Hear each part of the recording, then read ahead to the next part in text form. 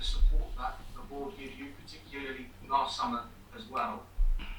When you plan for next summer, are your targets influenced by whether you're going to be playing in the Champions League, and how important is qualifying for that competition when you do start planning for that summer? Well, there are two things. Obviously, the amount of games that you have to play, so the amount of players that you need in the squad, the players that you are losing or retaining in that squad, and then obviously the resources that are available, which playing European competitions changes the picture a lot.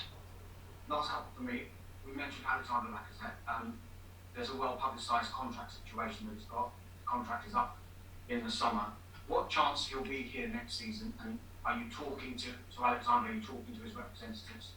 Yeah, we have discussed that and have been open that at the end of the season, once we know where we are, we're gonna make the decision once we go. No decision yet, but I don't want anybody thinking about something else that is not that. And the decision we agreed is to do it in the summer, and we are going to do it as soon as the season is finished. Just finally, from me, Arsenal announced that they've got a Ukraine supporters club now. Just give us your thoughts on that. That we have is great. That the club wants to show the solidarity and wants to show that we are all united, and even if we are not suffering the consequences in first hand, and it's impossible to be or even try to understand what is going through their skins, at least show that we care and somehow show a solidarity and appreciation to that people that is suffering. Thank you. Thank you. We'll go to Niv from the Premier League. Hi again, good afternoon. Let's start with the most recent game, please, against Watford. What impressed you most? The way we play at times, and how fluent and a threat we were in attacking moments. And at the end, what we had to suffer in the last few minutes, because this is the Premier League, and the moment you concede a goal and you are just a goal ahead, anything can happen. And we showed good composure and the ability to finish the game off. In terms of opposition this week in Leicester, they won yesterday in Europe. They're looking more consistent now, but in general, the season hasn't been as consistent as it was before. What do you make of the season so far?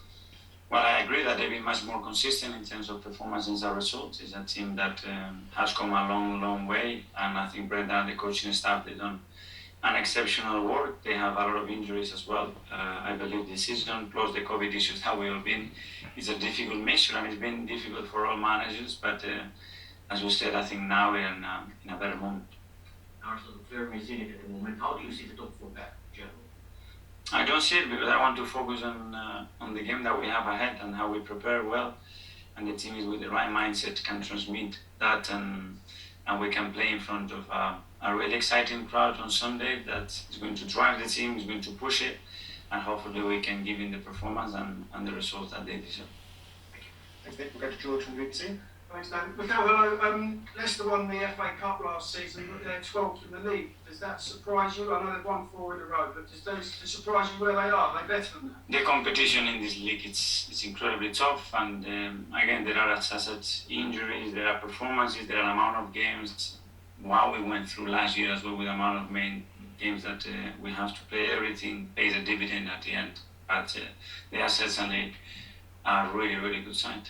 It's your first chance to win 5 Premier League matches in a row. Is that a sign of a very good Premier League team? It's hard to do.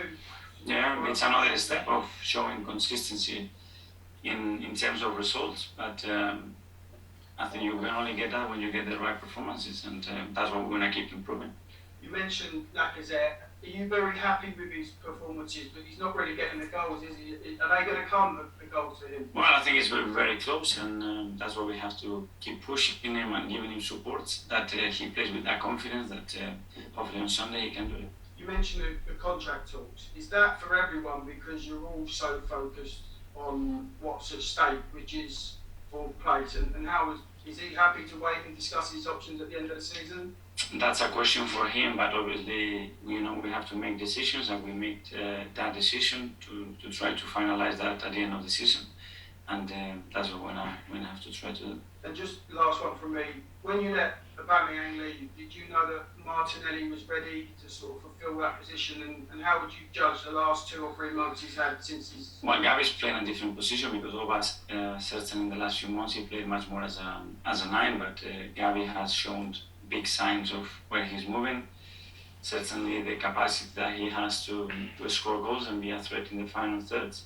And I think his contribution all around his game has been exceptional. So I think he totally deserves the amount of minutes that he's been playing. Go to Art from Leicester. Hi, Mikel.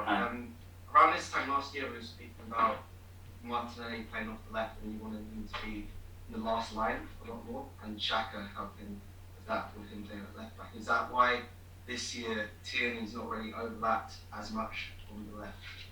Well, he don't have to overlap when it's the moment to overlap, and he needs to become unpredictable and efficient every time he's in the final third in positions where his qualities can define football matches, and that's what we have to try to do as much as possible.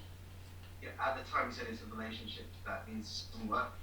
How do you feel that relationship's grown since then? That is growing because the more they experience match situations, training situations together, that chemistry, that understanding those timings, those spaces, it will click more naturally, and I think this is happening. And a lot of people notice Granit's been playing quite higher in midfield. I was just wondering, what did you see that you felt made you comfortable with making that tweak with him a bit higher? I wouldn't say that it would make comfortable, but sometimes you have to take players from comfort zone and open a different door to explode what the team will react like it, what the opposition will do when you do certain things, and then it's more unpredictable because if not, it's pretty easy to prepare the same thing against the same opposition. Just on Emil, I know he's been quite unlucky the last couple of weeks. How is he physically? Well, he went through COVID. He's feeling good now. He's had a couple of training sessions, and hopefully he can get the rhythm, the consistency, and stay out of missing games because he's a really important player for us, and we need him.